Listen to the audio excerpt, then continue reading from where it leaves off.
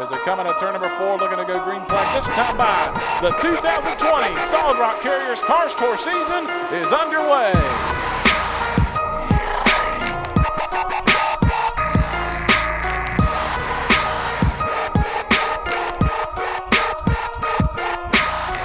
You see second, third, and fourth, nose to tail behind race leader Taylor Gray, who has stretched out the lead.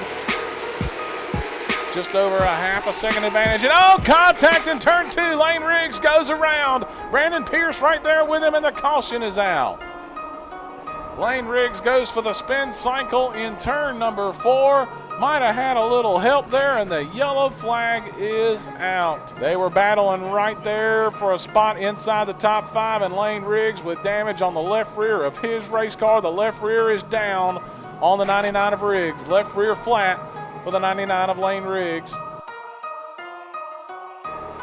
Coming down the stretch. Oh no, we got trouble in turn 4. Tommy Lemons Jr. slow slide, spins in turn 4. He collects Craig Moore, the 51 of Matt Cox, and it looks like the 12 of Gage Painter, and we are under caution. We got them bunched up in turn 4. And 4 cars end up in trouble just at the pit road entrance, and we are under caution. Tommy, tell us what happened there in turn 4. I just got jacked up by the 2 car. I'm not really sure where he thought he was going. We were stacked up there on the outside. Outside don't go anywhere here. We're just trying to hold our own, and you got jackasses you got to race with like that. Matt, tell us from your perspective what happened there in turn 4. Yeah, I mean, we were just there riding, had a good car, and was just going to start trying to pick them off there. And I don't know, the 2 drove in there and just drove into Tommy's left rear and turned him. I don't know, kind of normal stuff for him, I guess. But, he ran Tommy over and turned him, and it was on from there. But, I don't know. I guess he does that about every race I've been to. So, I guess it is what it is. And we'll move on. I think it ain't that bad. It's cosmetic. We're going to try to fix it up and get back out there, and, we'll just go from there on it.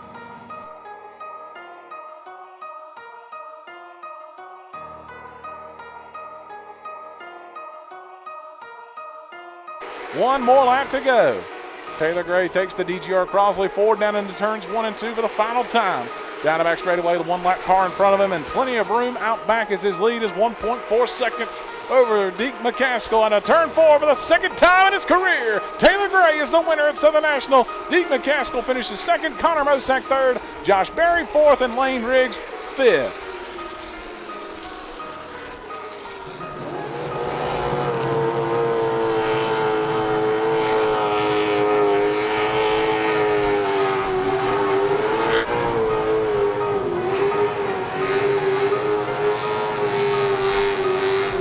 Ladies and gentlemen, the winner of the Solid Rock Carriers 300. Give it up for Denver, North Carolina's Taylor Gray. Taylor, it looked like a lot of different guys were taking turns leading this race, but once you got out front, you didn't want to give it back. It looked like you had the car to hold everybody. Yeah, man, just I've been talking with Bubba Pollard a lot and just got a lot of advice from that guy. So, I mean, just from talking to him, just learning so much. Just saving tires, being consistent, riding around, let everybody burn their stuff up, and be there at the end. So that's what we tried to do today, and came out successful. Did you have any nerves knowing you had Deke McCaskill beside you on that last restart? Because he's got so much experience there. Did you have any nerves with him? I didn't have any nerves. It's just, late race restarts can get a little wild. So I'm just kind of getting prepared to either get moved or get wrecked, Absolutely. How about it, ladies and gentlemen? He's $10,000 richer, Mr. Taylor Gray, and a well-earned champagne toast for the young man here in Edelbrock Victory Lane.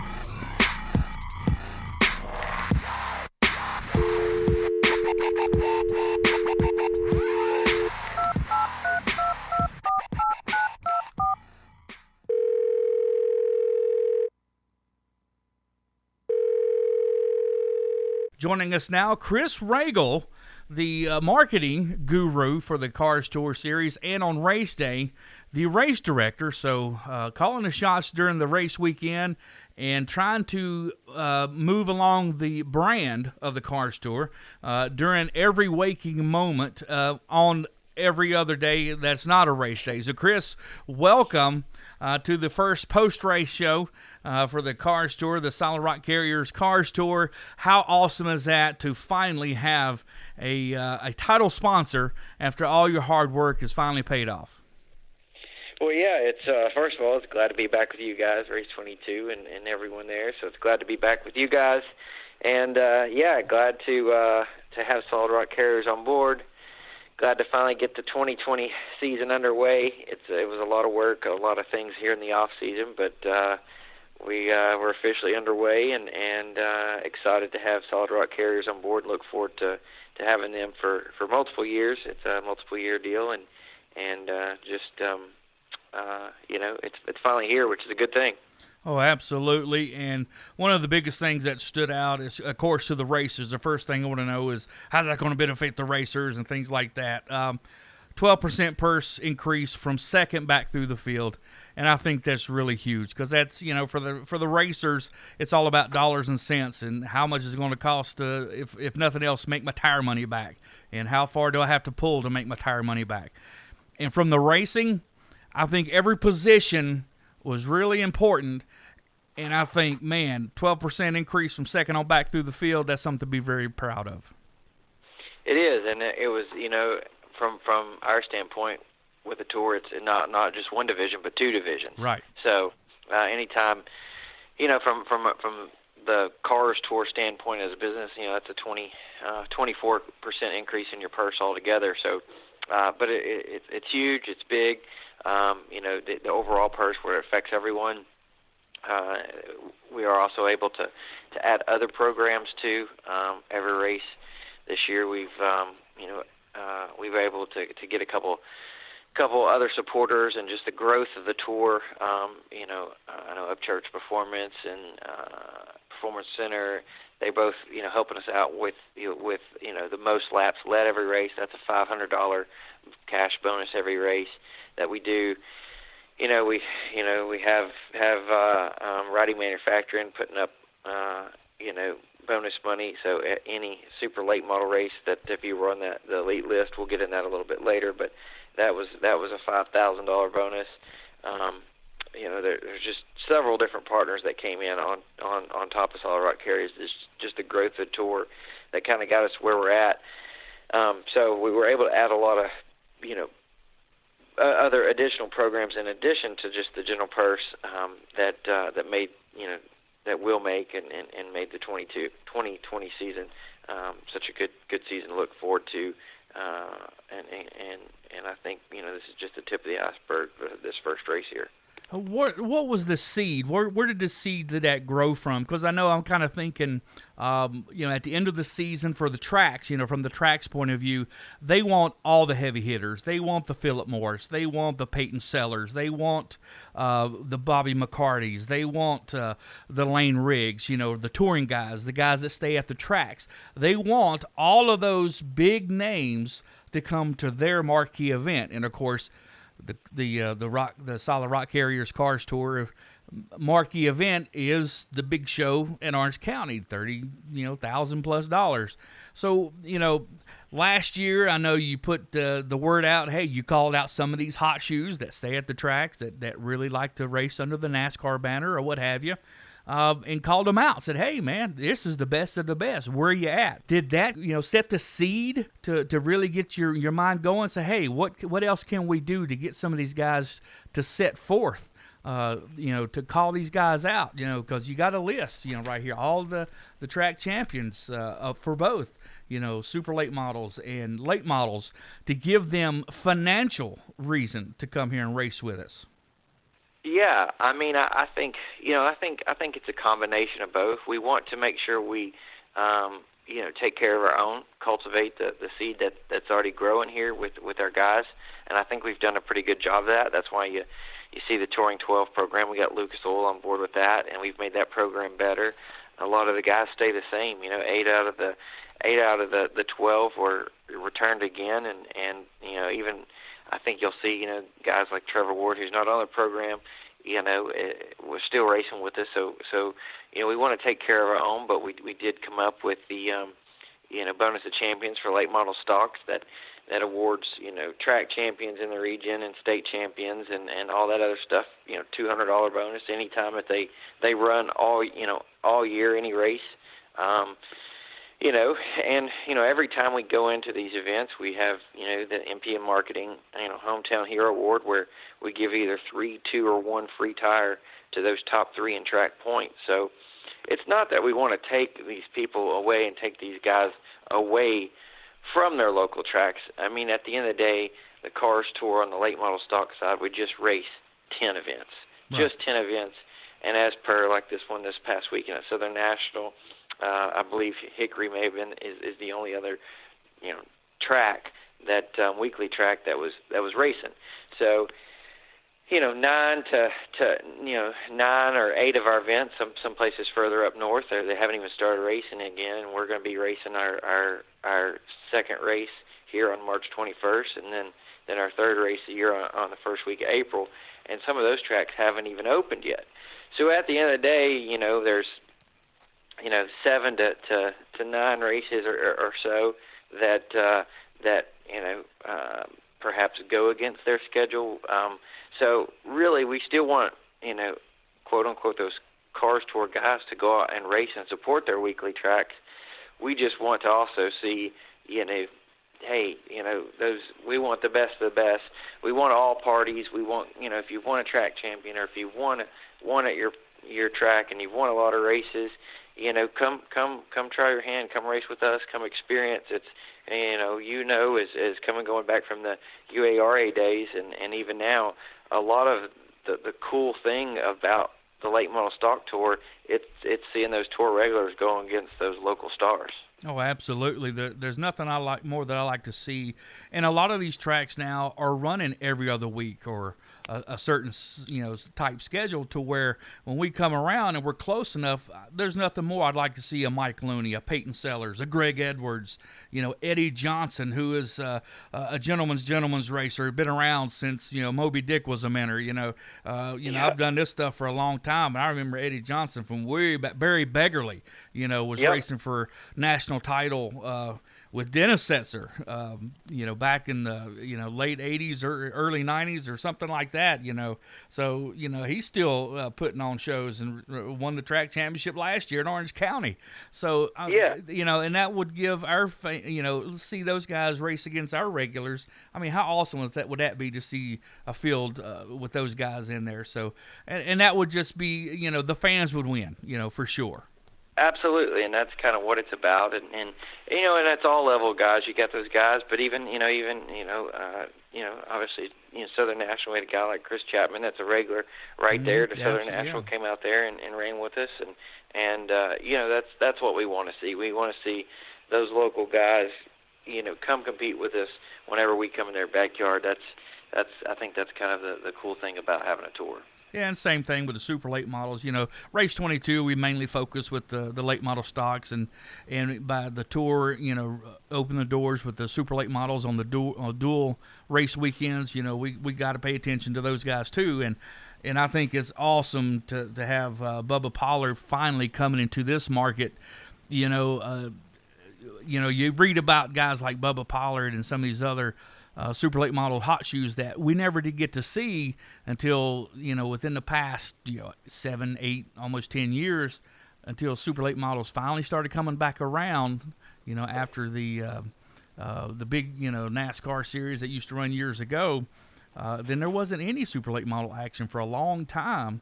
So then all you could do was read about those guys. But now we get to see the Bubba Pollards race, and hopefully we can get some of these guys, come in this market and race, Cole Moore and Cassius Clark, Giovanni Bramante, and Mason Mingus, get those guys down here, Ty Majeski, and all these cats come down here and race with us. How awesome would that be to see this market, to get to see that caliber of super late model guys to come race with our regulars. So yeah, I think that would be really awesome for this market for sure. Yeah, no, I think so. I mean, that's, then a lot of names you rattled off on the super side are big names and names we want to see here, and on the super side, those guys, float around a lot and go to different places. So for them, it's it's no big deal, or they can come with their same car, their same roll packages from Wisconsin or wherever they are in Maine or down south, and like Bubba in Georgia or Florida or whatever, and come race here in the Cars Tour. And that's a huge thing too, and I think you're going to see a lot of late model stocks seem to be lining up a little bit like that, where all these tracks and series us and stuff are working together. Overall just working together seems to be the better choice at the end. Absolutely. Now you talked briefly about the Touring 12. A lot of returning drivers, and so that only left a handful of guys to replace. And I think you guys said 26 entries for those 4 or 5 spots that were left. You guys talked about that, but I want to know, share with us, the Race 22 faithful and late model stock car fans across the East Coast, the process. How to explain the process on the selection? Is there a committee? Is it anyone outside of the Cars Tour office, or explain the process? Yeah, I mean, I guess this would be the 3rd year of the Lucas Oil Touring 12 program for late model stocks, and it's a program we definitely feel the future of. When you hit on earlier, it's about dollars and cents, and being financially helping these guys get the track, and that's kind of what we see in the future, is growing that even more, because having those guys, in order to have a show, we have to have those guys. Oh, absolutely. So, it's a way we're trying to compensate them above and beyond what they earn by competition. So, it's about participation and not performance, I guess, is what I always talk about the Touring 12. And the way that process works is, we open up the program. Everybody has to reply, even if you were on it the previous year, but we open that up right around the first week of December or so, right around Thanksgiving, and that application process stayed open until about the 1st of February, and then it kind of lists out everything for anyone to see, to what you're getting, what's required of you, and the things that we kind of look at most is. Number one is what has been your loyalty to the Cars Tour, in any form or fashion, your ability to fulfill the agreement, because part of the agreement is you do have to sign a contract, a binding contract, that you will compete in all 10 points races in 2020, and then the third pick is kind of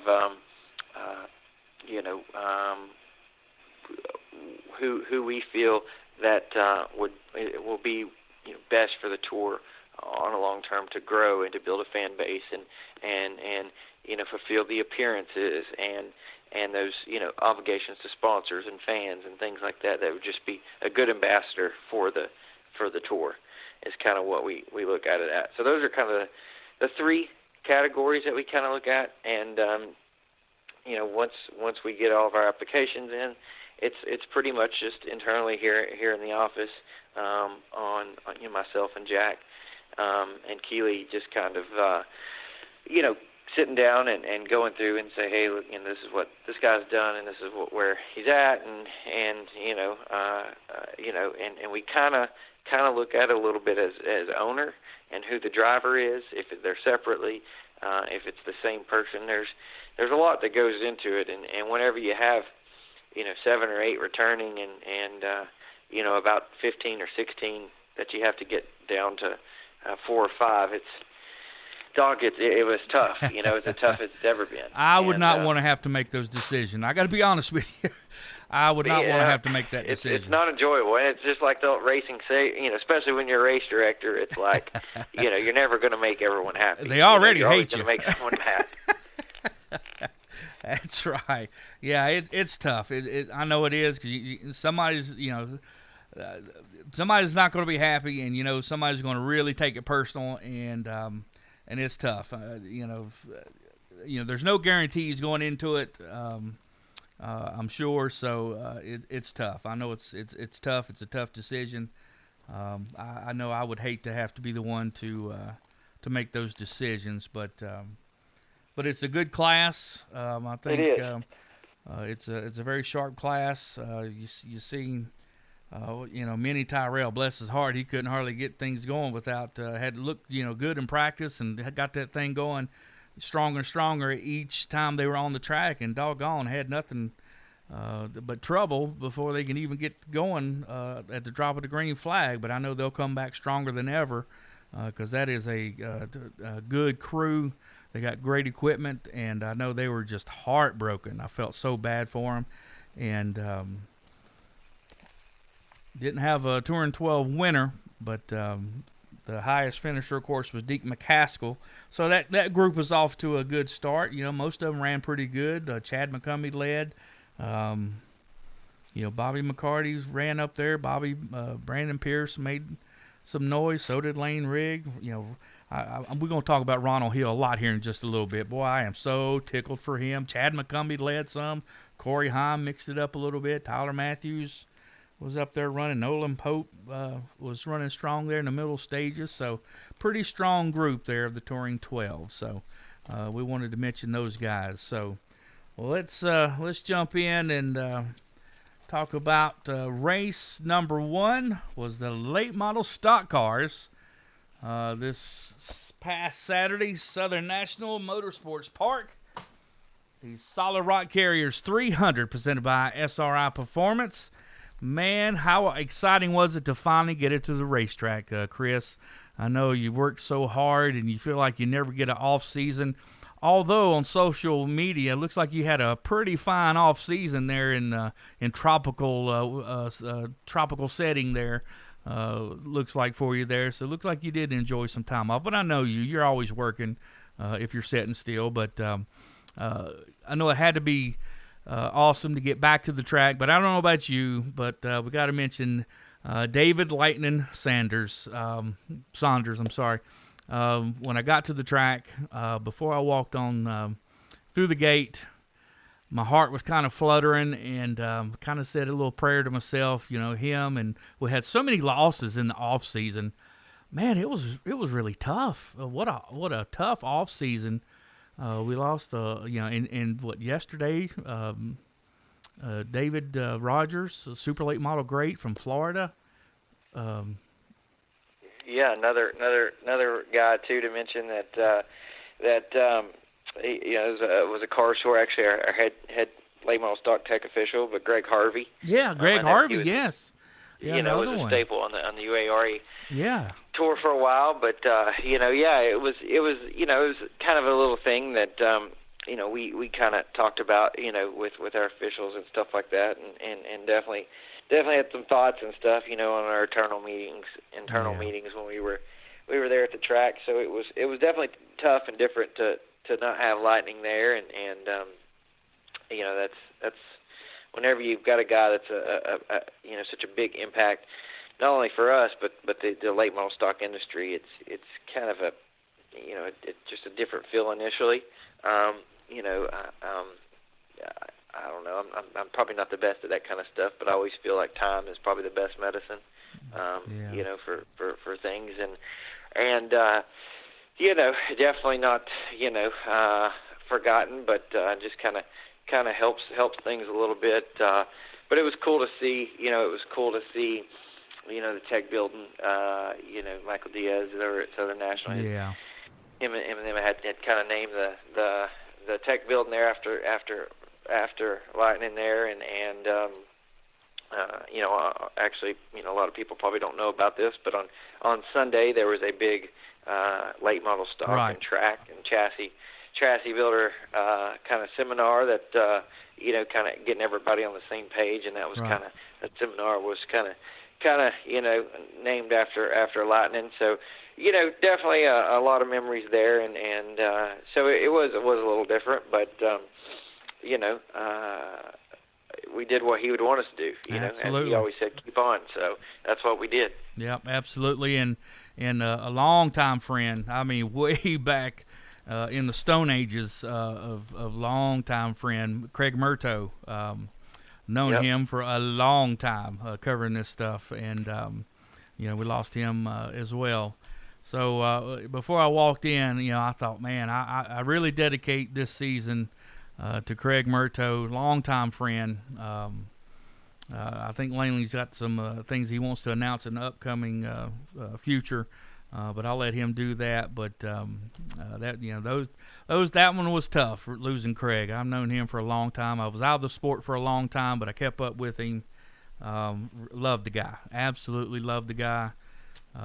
So I for me, covering this stuff back and doing this stuff and able to do it with my son is such a joy. And then now, we're not spring chickens anymore, and God has a plan, and I'll never question His plan.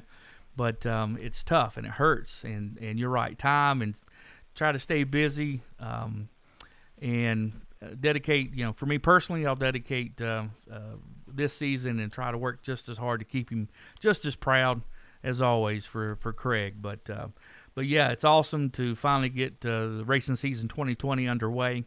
And to get to the track and get busy and trying to not let the old heart get too heavy as we got there and got busy.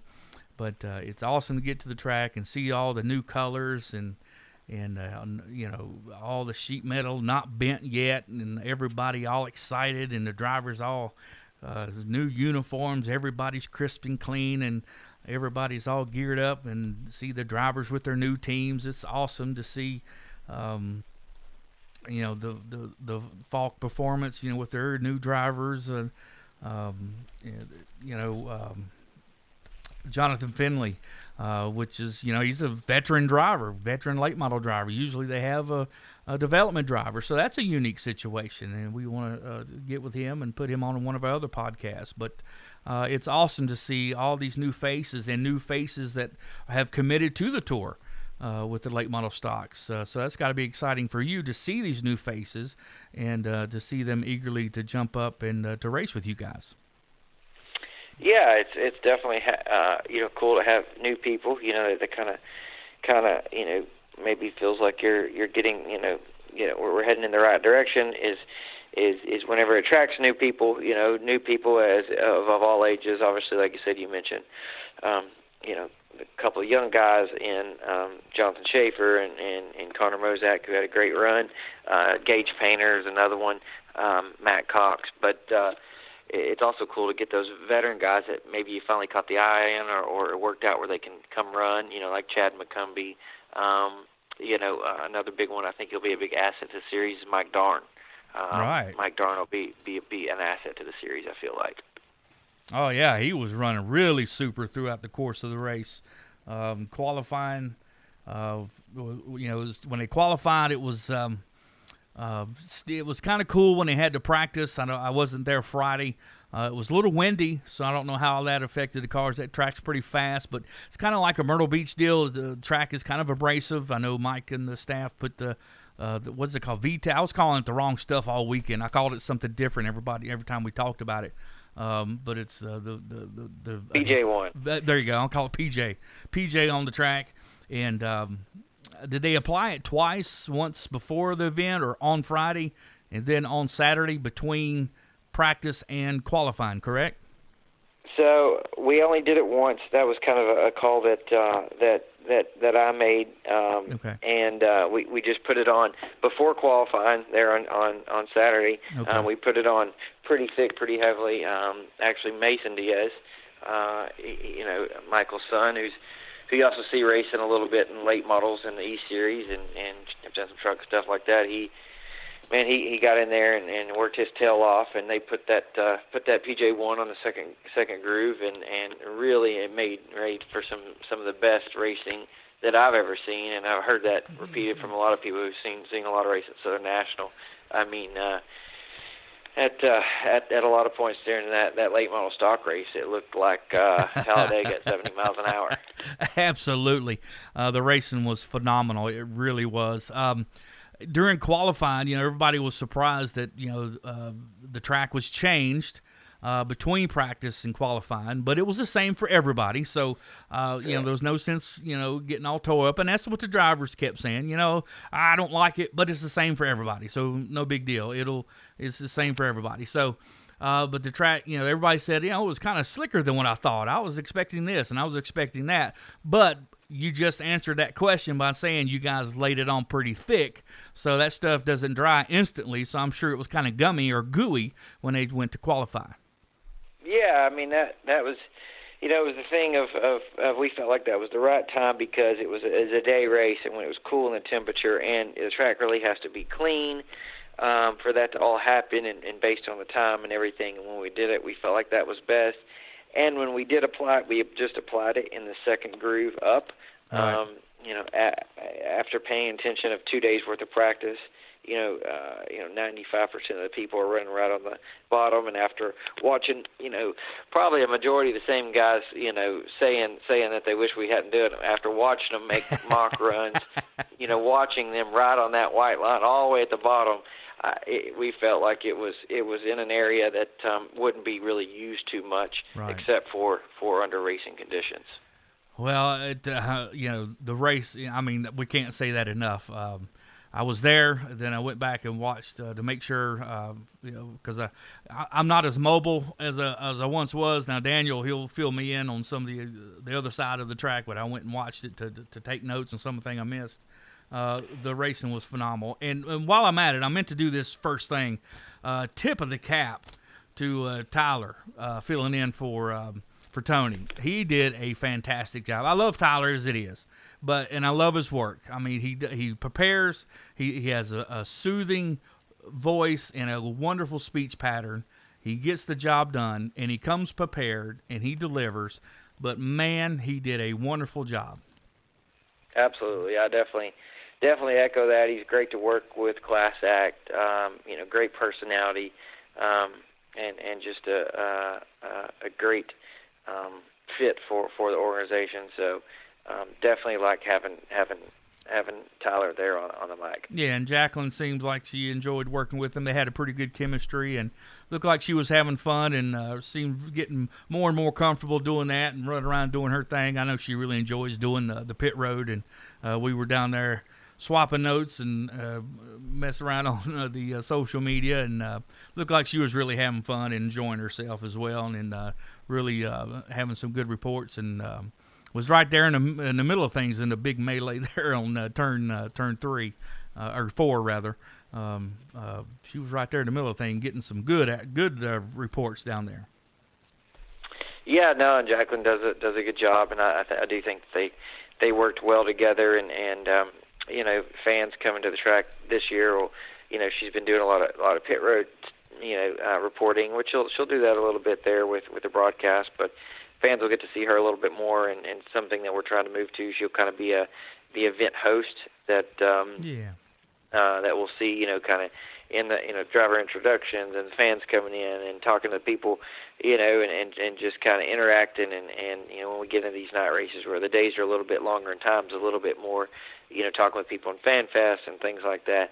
So I think she'll be an asset there to add a little bit different of an element and take a little stuff, a little time for Tony to, obviously he's the voice of the tour on the broadcast and calling that action, but also kind of directing the Cars Tour TV. But really it's just one of those things where we're trying to up our game a little bit and professional with it. No different than when you watch on Fox, you're at a NASCAR race. There's the track announcer, and it kind of does a lot of the event type stuff, and then there's the TV racing side of things, and that's what we're trying to get more in line with, and that's I think that's a good thing. Oh, absolutely, and I vote for that with both hands, because I think the fans would rather be greeted by her versus Tony. She's a whole lot easier to look at than Tony. Let me vote for that. But yeah, she's awesome at that. She does a fantastic job for that, no doubt. But looking at qualifying, Deke McCaskill, he went out fairly late. Connor Mosick went out he was the first one out there, I believe, or first or second. and laid a lap down that stuck pretty for a long time until Deke went out. Deke's time was 15:385 was the pole time for this past weekend. The track record for the single lap is still holding strong since 2016 with a 15:267. So if the VTEC would have been put down beforehand, who knows? But like you said, you put it from the second groove up. But the track was fast even without that stuff. That's pretty close to still well over 90 miles an hour for qualifying during the day when the track is cold. But speaking, before we get into the finishing order and things like that and performance of some of these racers and some of the issues during the race, let's talk about tires just a little bit. Some of the guys, and just, picking the brains and talking about tires, some of the guys had a lot of questions. Some of the guys were wondering. Some guys were saying, hey, are these the tires left over from, last year from the last race of the tour, or are these a different type of compound or a different construction? Was there anything different? I know the entry said the F45s, and that's what the series always runs. But was there any different tire brought for this event, or was it purely the VTEC that was on the track that made a difference for the performance of the race? Well, I know for a fact that these tires are new. New batch that came in. We pretty much had no tires left over from last year, because just the way it was there. We raced, and then we raced in I guess August, and not until we got to South Boston finale, and so they definitely were not old tires or anything like that. So they were fresh tires that we had just got. Now, as far as what Hoosier does anything differently, I can't answer that, and I don't know that. Okay. As far as when when MTP Tire, puts in the order and it's F45 RSs like we've always run, then that's what they ship down and send to us. So,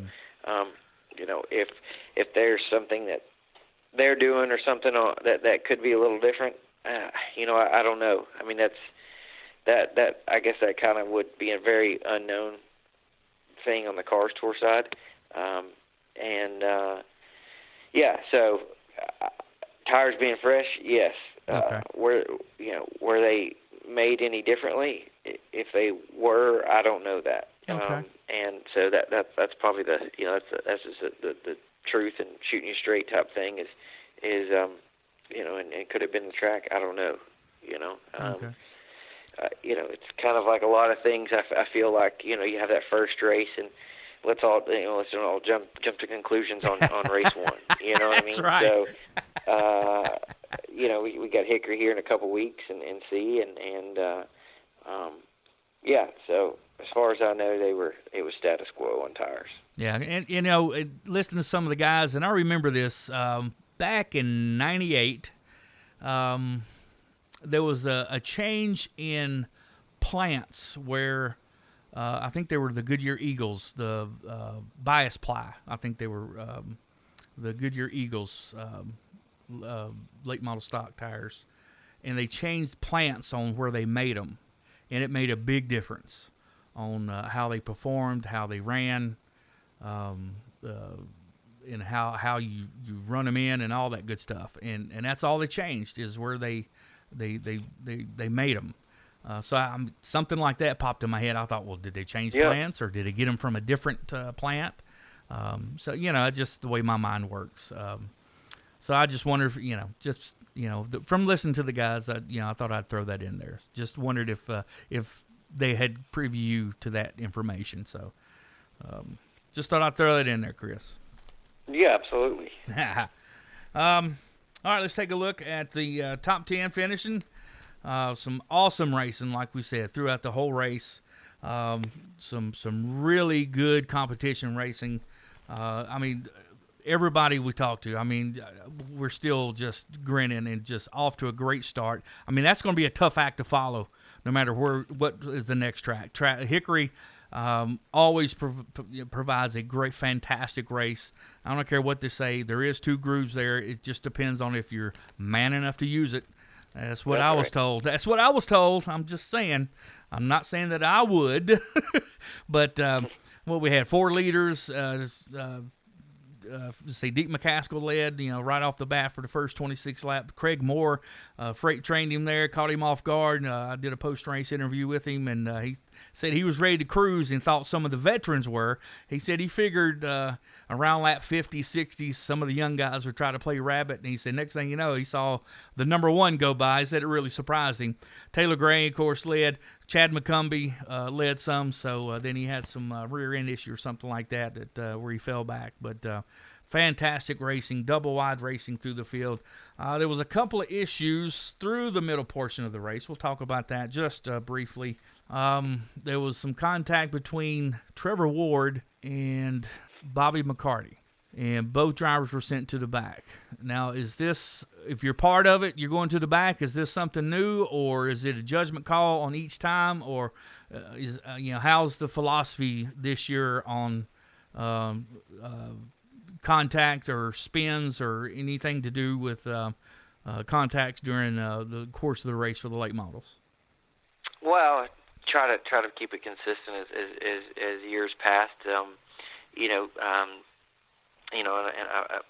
I just kind of looked at the replay and saw that, Bobby kind of got into to Trevor there, and like I said, those guys are pretty good buddies, so I don't think it was anything intentional, but things happen, Trevor spun and was part of the caution, and then Bobby got penalized for rough driving there. I think. Of course, I see the incident, and I'm watching the whole field, so I don't see what led up to that, or the 5 laps or 10 laps, or this guy driving in the middle of the track. So, that's the hard part whenever you do have that human element and a judgment call, as I call the instant there. No different than basketball, where hey, you just call that instant foul. Hey, ref, did you see what he's been doing, or whatever? Same thing with football or whatever. You call that instant. That's all you can see. I think it was just a judgment call type thing, but probably the insider part on Trevor Ward's side of thing is whenever he spun right in front of Car Store official, actually series owner Jack McNally, and when he was turned, he was pointing right at Jack, and Jack noticed he wasn't wearing fire gloves, driving gloves at all. So that his day actually went from catching a break or whatever, I guess penalizing the guy putting the rear and or being a bad day to a really bad day. Yeah. So once we saw that, we come in and checked and double checked, and he didn't have gloves, and so that because of that, that's kind of a big penalty right away. So his big penalty was he got penalized a 1 lap penalty that he could not be made up on a lucky dog, and therefore he also had to go to the rear since he was a penalized car. So that's actually was the bigger repercussion on his side of things for having to come in and get racing gloves on. Now that is part of the rule book. Drivers must have driving gloves on. Yeah.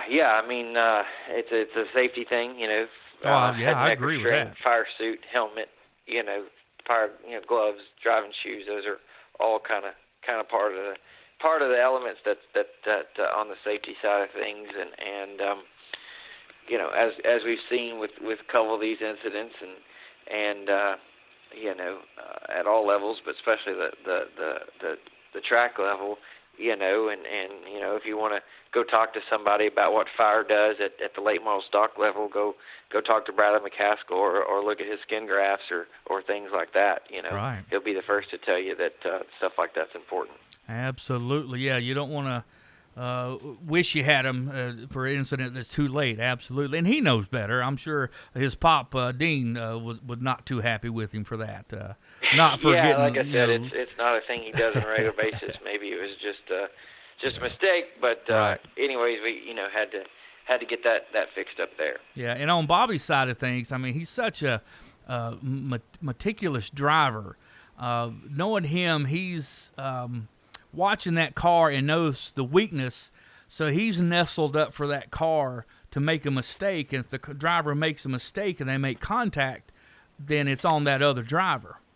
And I feel bad for Bobby for doing, that kind of driving and holding his line, and the other driver makes a mistake and they make contact, which possibly is not Bobby's fault, and then he gets penalized. But, who knows if that's the case either. But, just watching Bobby and knowing how meticulous he is and how much car control he has, he's pretty sharp behind the wheel. So I hate to see him get penalized in a situation like that.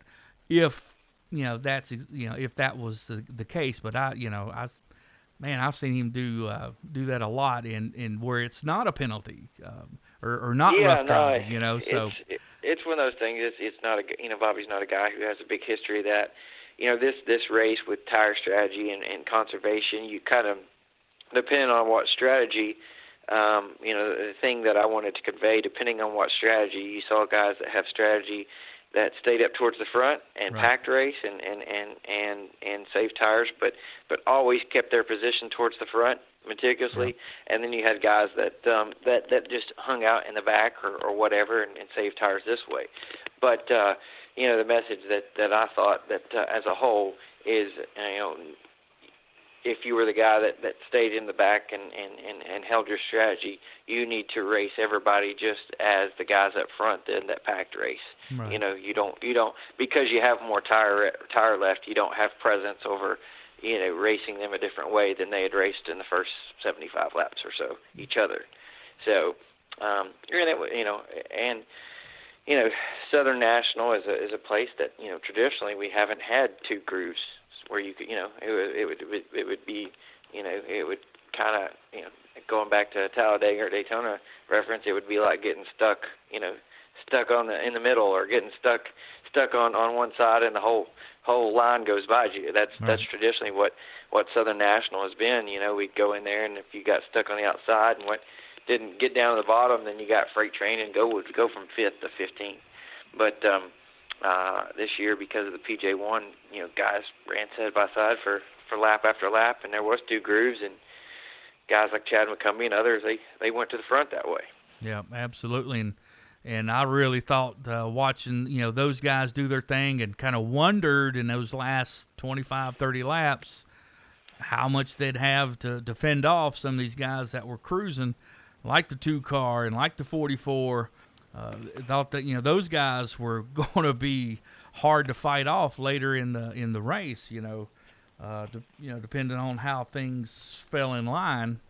Speaking of the 2 car, Brandon Pierce got into a couple of altercations, racing hard there with the pack once the latter part of the race is in, really dicing and maneuvering in and out and fighting for position, rooting and gouging, and everybody was doing it right.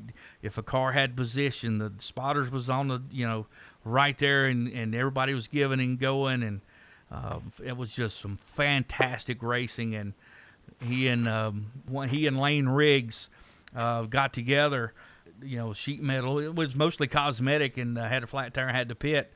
But he fought back for a top 5 finish. Everybody thought his day was done, but there's no quitting those rig boys. What was your view of that? Just racing, and of course Lane had to go to the back because he pitted. But well, actually, that particular incident I didn't see, and we didn't have any video stuff for the Lane Riggs incident. So I'm not 100% sure. I caught the end of that there between Lane and the 2. Kind of caught the end of it. So I wasn't exactly sure what had looked up, and Danny Willard's up there with me, and he didn't quite see. And then we went to the video and the multiple cameras, and they just didn't have that incident because there was a lot of racing a little bit further up front. So that particular incident we didn't I think, Doc, what you're talking to is probably the incident where the 27 went around and caused the. No, I'm not. I haven't got to that yet. I'm getting to that. Okay. You ain't off the hook yet. There was no penalty on the two. Okay. On the 2 and 99 incident. Yeah, I should have rephrased the question. I should have asked, was there a penalty? There was not. There was not, because there was no like I said, no visual on that for you. Try Okay. to be honest and straight, and and then we if something that we don't catch or I don't catch, we go back and look at the video, and there was nothing to find there that we had anything to look at. So if you didn't see it or you can't see it, how do you make a call on it? Right. So yeah, that particular incident there was no incident. So actually the 2 of Pierce stayed right where he was, and no harm, no foul. Okay. I don't like I said, I'm not really sure what happened there, and in 99, because he was the caution and had damage anyways. He came in and restarted on the field there. Okay. All right. So shortly thereafter that, now we're at the big one, and I was standing in turn 4. Got some footage of that, and not sure how it started, but it almost looked like on video. But it looked like the three cars of the 27, the 2, and the 74 all banged up. I mean, it looked like the 27 maybe got just a slight loose, and they were all running nose to tail with you couldn't put a sheet of paper in between them. And almost like you've been referencing, Talladega, running nose to tail, one car bobbles, then everybody's domino effect. And that's almost, to me, that's what it looked like. And it almost looked like it wasn't really anybody's fault. Although, of course, the fans are going to think it's one driver's or another fault. And, of course, Tommy, everybody knows who he thought was at fault, because he really showed displeasure with Brandon. Bless his heart. He was not happy and got his car really tore up, and several others. Really hated to see folks get their cars tore up, but I was really worried about Gage Painter, because the Matt Cox car the rear corner was right at his window, but when I got a better angle to look, and for the record, I did not go past the wall. I stayed within the boundaries of the wall. I did not go on the track where. Good move. Yeah, I saw others where Jacqueline is authorized. She's part of the broadcast. She's authorized, but I did not. I stayed behind the wall. And got my pictures and got what I needed from race 22, but the angle, I got a better angle where the corner was not breaching inside or touching the window. But I was really, at first I thought, oh my goodness, I thought it was inside the window there. But he was trying to get out and couldn't get out because the sheet metal was from the fender was all bent back, and he was trying to get out the other side. And he thought, well, maybe we can fix this thing, get back out there, which they did, which was really good. But that is a sharp young driver. They got back out there, and he pedaled that thing out there to get a finish. And and it's important for a young driver to not have a DNF on his first race. He's out there a little nervous, racing with some big time late model stock car racers. He's on a tour, and I don't know if he's ever raced there, so it's important for him to not have a DNF on his first race, and he accomplished that. So hats off to those guys. Really good group, and that's a talented, very talented young racer. And so I was glad nobody got hurt in that incident, because it happened pretty quick. And so as far as you and your role from the tower, walk us through how you had to make that call. Well, I mean, that was a particular one that we did see right away, and that we did see, looking at it, and did have video and stuff, and I think it was a situation where the 27 was pretty consistent through the turns. If not, 27 actually could turn under guys a little bit better. So especially coming off of 4 there, but and then the 2 had really strong runs on the entrance of going into 3, and yeah, I mean, I do think that they were all kind of stacked up a little bit there, But from my perspective, it looked like the 2 just got into the 27. I think the 2 got into the 27, and right behind him, yes, the 74 Ronald was there. But as kind of stated before, is just seeing that initial thing of spinning a guy out there and or coming off your front bumper in front of the field is just I think we're lucky that it was as clean as it was, honestly, and there wasn't a lot more damage by a lot more guys. I know it's kind of go time, but once again, you got to kind of pass those guys in the same way they've been racing each other in the first 75 laps, just because you've got a little bit better tires. And I guess probably the thing of going, of looking and watching and seeing, because they were all in a pack together and they all were to the front. There was really no place to go if at all. If you did get around him or whatever, everybody was 2 by 2 by 2.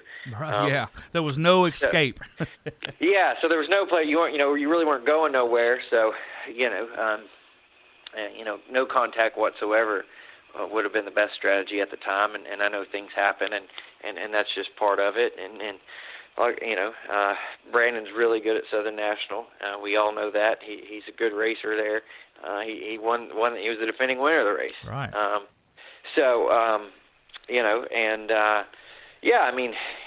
Once again, it's just a judgment call by looking at it and saying, hey, it felt like that didn't have to do it, and maybe made a mistake, maybe a guy slowed down.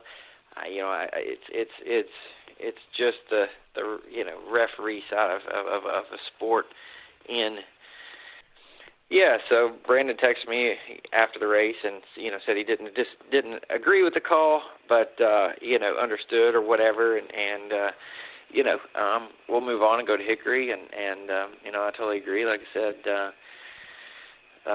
just a human element of making a call, and just glad there wasn't more cars torn up from for whatever reason, and go to Hickory, and each and every time everyone's at a clean slate and made the call, and we'll go on. Yeah, good. Nobody else, nobody got hurt, and no more cars that were involved. So that's the good thing. One thing, with that, afterwards, of course, everybody thought, well, what's going to happen? Is the Riggs crew going to go down there, or is somebody else going to go down there?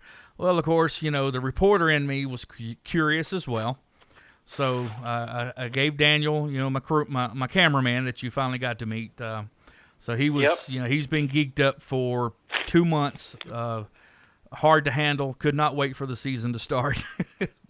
So I gave him instructions on what to do post-race. So I had my ideas, and I think Mr. McNally, he had his ideas. He was standing right beside me, and watched Brandon get out of his car. And Tommy Lemons Jr. went over to the pits, and he wanted to talk to him, and he waited patiently. I think Brandon's girlfriend helped him get his helmet off, get out of the car, and Tommy waited patiently. He didn't rush. He didn't bum rush, push the girlfriend out of the way. He waited patiently until the girlfriend was done. Brandon got out of the car, and they had a face-to-face conversation, and they both shared each other's sides. And Mr. McNally let them talk, let them, hash it out. They both, said, all right, that's the way it is, and over and done with. They pat each other on the backs, and okay, that's your version, that's your version.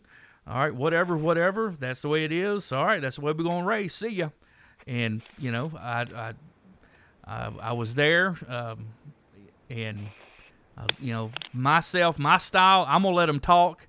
If they want to tell me what was in the conversation, then they'll tell me. I'm not going to force my way in there to get something. If it's between the drivers, then I'll let them have their space. There was some other folks there that were trying to bum rush them, and we made sure we let them talk. I think that's exactly our style and what we do. And as you said, we're a huge believer of letting the two parties get together and talk about it and sort things out themselves. And Tommy did everything the right way. And, Yeah, and absolutely. there's nothing going to fix or change things now. You know what I mean? So you can Right. talk about it and set a tone for the future for sure, Right. and the way things are going to be. And it goes back. It ain't like the guys are enemies. I mean, last Right. year, Brandon had an incident at Langley where something happened and his I think a rear end broke and backed it in the wall at Langley, and him and Tommy worked out a deal, and he ended up driving Tommy's car. Right, just to get that start. Absolutely. See there? Yeah, so it happens, and things like that. But I mean, look, let them two talk about having someone else in between. It doesn't really help much. Right. And then let them tell you the story afterwards. I mean, I think that's kind of the best policy. Plus, if you followed race 22 for any length of time, they talk about this big new moon coming. Ain't got nothing on Langley Austin, if you know what I'm talking about. So, and I don't want any part of that, so I'll keep my distance. And plus, I have a belt. Langley refuses still to wear a belt. But anyway, top 10 from this past weekend for the late model stock cars. Taylor Gray was the big victorious. He's the first driver since the Cars Tour had been going there to finish first, to be the winner, started outside the top 6. He started 7th, so now he raised the bar. Now you can start outside the top 6 and win the race there. Deep McCaskill was the pole winner. He finished 2nd. Connor Mosick started 5th and finished 3rd. He really impressive, really impressed with him. I talked to him about the start. Everybody thought he just missed a shift. Well, he's been racing the pro late models. Pro late model, thank you. Pro late models, and they don't use the clutch on the start. They have a different type of transmission. Apparently, I'm coming back into this stuff. I gotta relearn all this stuff. So, he's geared up, ready to go. So, he's racing down in Florida at Speed Weeks in that pro late model. So it all, went back to his head. He's ready to go. So he shifted at the initial start like he's in a pro late model. But, that was a mistake. And, of course, he had to keep his cool, keep his car straight, and there was no incident. So to me, that's impressive that he kept his cool and didn't get anybody else involved and didn't tear up the transmission and didn't blow the motor, over-revving it, panicking, and got it in gear, fell back in line, and raced his way back up to a top 3 finish. To me, that's impressive. He's a college student at High Point University, I think, and he's sharp. That's a sharp young man. Josh Berry, out of that same stable, Junior Motorsports, finished 4th. Lane Riggs tops out the top 5, even though he had trouble. Man, that's pretty diverse top 5. It was, and you had some young guys, you had some veterans. Deke was fast at his home track, and that's probably the most impressive one that really sticks out is Connor Mosick in his first start. The junior motorsports drivers have came in, and there's been some talented ones for sure. William Byron and Christian Eckes and Anthony Alfredo. Sometimes it takes them a little bit to get started, but Connor has set the bar pretty early, pretty high for himself, and I think the big thing that you see a lot of these young guys is qualifying up front and then holding their pace up front while still conservative, and Connor did a good job of that. So it'll be interesting to see how he maintains that throughout the year. Oh yeah, especially going to his home track at our next event. So I really expect him to be flying high at our next event at the Hickory Motor Speedway, and we'll be talking about that here shortly. The bottom half of the top 10, Mike Darn was very impressive. Led some, ran up front through the most of the event. Very impressive for him out of Concord, North Carolina. Really excited to have him racing with us throughout this season. And how about finishing 7th, started 21st? The thrill, Ronald Hill advanced 14 positions. So excited for him, man. I am so thrilled that he got off to a great start this season. Man, I'm excited for him. Finished in 7th. Jonathan Finley, great finish for him. Finishing 8th with his new ride with Lee Falk Racing. So excited for him. You couldn't ask for better folks, Lee Falk Racing.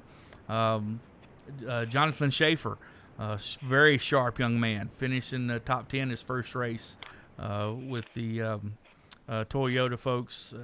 Finished at 9th. Bobby McCarty really fought an ill handling car. Said he kind of went with the wrong package, but very sharp driving, very skilled to come back and finish 10th because he really had to work hard to get that top 10 finish. And Justin Johnson, mentioned him earlier, mentioned the car number, couldn't remember his name. I'm old, I forget stuff. But, he cruised, and I really thought he and Brandon was really going to finish 1st and 2nd the way they were cruising when things were going caution-free. When we had the first 2 competition cautions, I thought, man, they're going to have brand new tires in the last, 30, 35 laps, and they are going to wear them out. But good, it's so great to see Justin back at the track and racing, and hopefully we'll see them at more Cars Tour events. But fantastic finish for those guys. But man, we couldn't ask for a better late model stock car race. I think.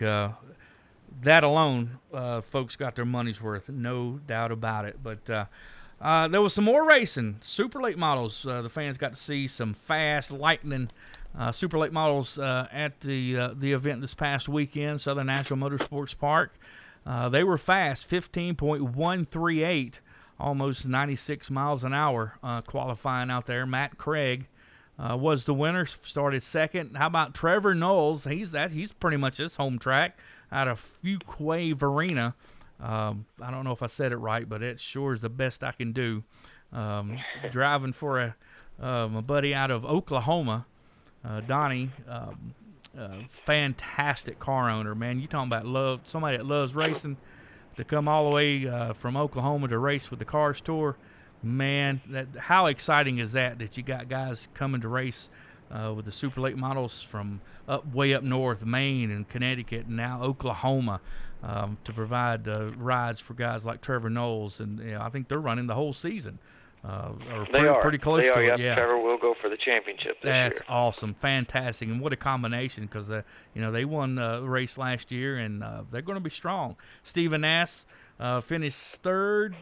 Travis Brayton finished 4th. Carson Quapple finished 5th. Good run for him. Cody Connor, great-looking car and driver's suit. Looked like a tiger or something out there. You can't never miss that car. Mike Hopkins finished 7th. Hudson Halder finished 8th. 9th, Mike Speeney from up here in King, just north of Winston-Salem, where the home studio is for Race 22 production.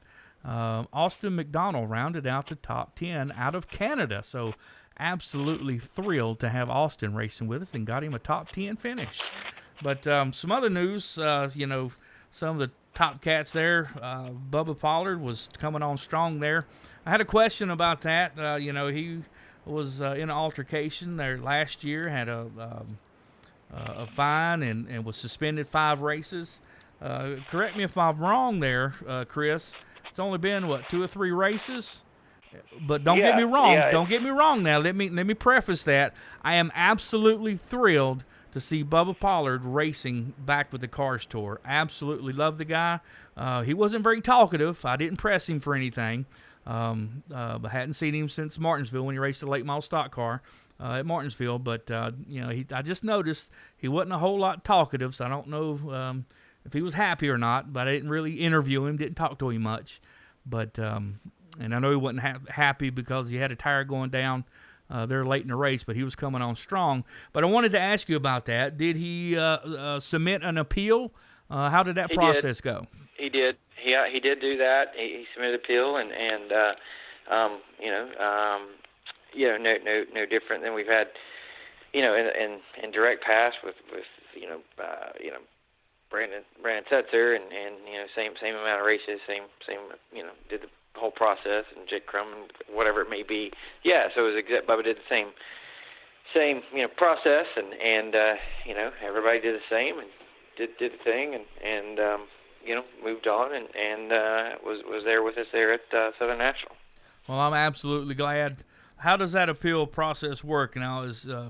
I know Mr. McNally, had issues with, in years in the past where, something got leaked out or what have you on social media. Now, he is the head of the series, and I'm sure his decision is final. Now, when something happens and decision has to be made, his decision is final. Now, when you have an appeal, is that his decision, or is it an outside panel? Is it a neutral decision? How does that work? I mean, it's a little bit of a process where I would say internally, kind of, Cars Tour group, shall we say, whether it's myself and Jack and Dave Diff, the head technical director, and we're the main ones that are around these guys all the time, and we kind of talk about it and say, hey, and that's the same people who did it before was myself, Jack and David If there, whenever it was with Brandon. So same process, kind of submitted that, and we all talked it over and kind of expectations and going forward, and let's put the past behind and go forward. So so that's kind of the same process. Everything just trying to keep it same and focus on the future and let the bygones be bygones. Well, I'm absolutely glad he was there, and he always puts on a show, and he's an asset to all the drivers, even to the late model stock car guys, because when I talked with Taylor, the late model stock car winner, he talked about, talking with him and getting advice from him about, the handling of his car and furthering his career and things like that. So he's an asset to some of these young racers who will go to him and approach him and talk about, setups and how to handle things to the car and what to do to the car and what they're feeling with the car. And he'll open up and talk to these young racers. So he's an asset to have at the track, not just for the fans, for the draw, but he's a big plus to have for the drivers. Yeah, no, I think he's a big asset to the tour. We like having Bubba, and the fans like having Bubba. And as you said, he is an asset to these younger guys. And yeah, I think overall it was glad to have him back here at the tour, and we hope he races as many as possible with us. Because he raises the bar, and that's for sure, and he makes the competition better. Because even no matter what you race, if you're racing Matchbox cars, bicycles, RC cars, you're only good as your competition, and he raises the bar, and that's just going to make the tour look better. Because that's going to be the best of the best, no doubt. All right, let's jump and take a look before we let you go, Chris. Upcoming March 21st, late model stock cars and supers both. 150 laps at the Hickory Motor Speedway right there in Newton, North Carolina, just outside of Hickory, North Carolina. 7 p.m. green flag, so hopefully it'll continue to keep getting warmer. Looking forward to that event. Tell us about that a little bit. Yeah, we're excited to get to our spring race at Hickory. The Race Face Telmed 300 there. This be race number 2 of the year. One cool thing from the fan perspective is Telmed is giving away these coded cards to all the fans that come in, and that code, that 5-digit code, you can log into a website, log into their website, and punch that code in, and if your code matches that winning number to unlock the vault, you take home $5,000 cash. Wow! So that's pretty big, I think, from the fans. So that's one reason to come, because you buy a $25 ticket and you're going to see some good racing, but it sure would be nice to see some good racing and be at the famous Hickory Motor Speedway and leave $5,000 richer. So that's a big thing. It's pretty cool to see have a sponsor like that do that. I expect another good field of late model stocks, supers. I think we'll kind of wait and see. I think we'll get some random guys. I think you might see some of the super guys from over this way. Guys like Tyler Church and things like that. That pop in my head that usually run over this way and like to run Hickory. You still might have some guys from up north come down and tune up for the Easter Bunny a little later in the year. So, yeah, I mean, it's 2 weeks away. So we'll kind of see entries come in here a little bit. But it's a spring race at Hickory is always a good one for sure. Absolutely. So we're looking forward to that. Be sure and keep your eyes on the website for all the information about the race, March 21st, Hickory Motor Speedway. And then in the not-too-distant future, April 4th on that Friday, and April 5th, the big show, late model stock cars, 200 laps, $30,000 plus to win, Orange County Motor Speedway in Rougemont, North Carolina. 7 o'clock green flag Saturday. Oh, that's the 4th and 5th on Saturday and Sunday. I'm sorry. Let me back up there. And then Sunday will be a 3 p.m. green flag. Let's talk about that show. That is the granddaddy, the big late model stock car show. That is going to be another barn burner, and that's where we want to see all the best of the best go for the money. I know Lee's going to come back to try to defend that, and he's going to have some big dogs after him, isn't he? Yeah, no. So we're Old North State Nationals, the second annual. It's glad to have that. The Orange County Visitors Bureau is a part of it, yeah. So I think you'll see. We had 36 cars last year. I hope our goal was 40 this year.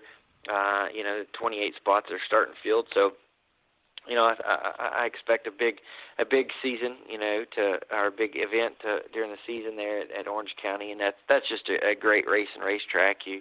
We have the touring 12 drivers fill out where their favorite track is, and majority of them pick Orange County. And anybody who's watched a race or raced there knows that you can move around and really race there. So it's a big weekend, camping, and we'll have a fan fest on Friday night in downtown Hillsboro there in Orange County, and a kickoff party at one of the establishments there at the Hot Tin Roof. So we'll have a chance for fans to kind of meet and greet. And we met people from Wisconsin and West Virginia and Florida and, of course, North Carolina and Virginia and stuff, all kinds of fans that came out to that last year. And then, Saturday, some practice, and then we'll have qualifying, our heat races, and our last chance races, because on Friday, for qualifying, we just on Saturday, we'll lock in just our top 5, and then they'll race their way in after that. And then just on Sunday, 200-lap feature event there, 6 tires. And, it was an incredible race last year, incredible crowd. And we're doing all we can to see if we can't step that up a little bit. Oh, absolutely. We were there covering it, had everybody available there. Several folks in the booth, trying to make sure if they couldn't be there, then everybody knew about it.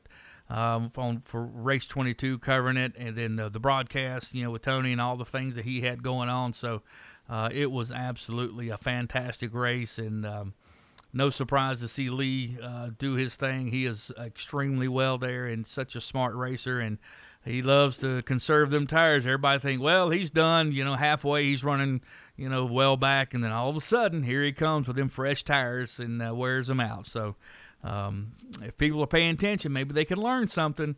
But love Orange County, that love that place. It's a special, special place. If we had a short track Hall of Fame, I think the track Orange County should be entered in the Hall of Fame. That is a special, magical place. I agree with that. That's my favorite track we go to when it comes to racing. I've got different categories for different tracks, but different categories for my favorites. But when it comes to the on-track racing, that's probably my favorite. Oh yeah, absolutely. Well, Chris, is there anything else we need to hit before we let you go?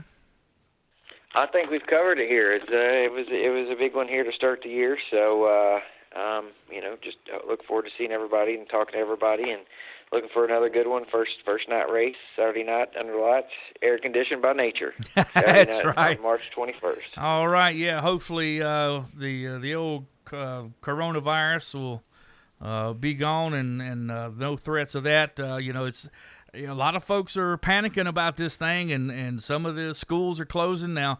Now, as a series, an entity, do you foresee anything affecting with this coronavirus affecting your events? No. Anything like that? it's in from our standpoint, it's kind of a non-issue. Obviously, we'll pay attention like everybody else, but our thing is getting geared up for Hickory and getting ready for the Orange County race, and I don't know, maybe we'll be the only thing still going on and have a bigger crowd than anyone going on of anything in North Carolina. So if that's the case, then we'll see. But I don't anticipate anything. Yeah, maybe if we can get a sponsor to hand out face masks with There you every go. ticket, let me tell you something. Would that be absolutely hilariously funny to me? Even now, this virus thing, now it could be taken seriously. There's some serious aspects to it. Don't get me wrong. I work at Wake Forest Baptist, so trust me. But it would be very interesting to have a photo if we could get like the whole front grandstands with almost everybody with one of those masks on to get a photo of that. Well, I guarantee you, knowing me and the way I work with sponsors, if somebody wants to do some kind of promotional giveaway or sponsorship, we'll make it happen. That would be awesome. Put their logo right on the front of it. That would be absolutely awesome. That would be fantastic. Oh, I can come up with some ideas. That is awesome. All right, Chris, we'll let you run, and we are going to put this one in the can. Thank you so much for joining us here at the Race 22 Production Studios in Winston-Salem. And, folks, we want to see you at the tracks, and until next time, we'll see you at the races. We're sorry, the number you have dialed is not in service at this time.